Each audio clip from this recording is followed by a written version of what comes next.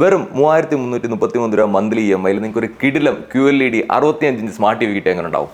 ഇതാണ് സംഭവം. ഹൈമിൻ്റെ Google operating system support ചെയ്യുന്ന QLED സ്മാർട്ട് TV.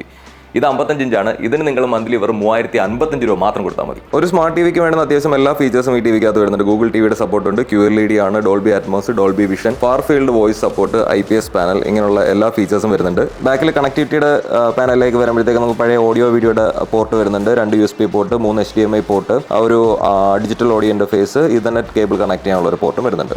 അതിന് നേരെ ഓപ്പോസിറ്റ് സൈഡിലായിട്ട് നമ്മളുടെ പവർ കേബിൾ കണക്ട് ചെയ്യാനുള്ള പോർട്ടും ഉണ്ട്.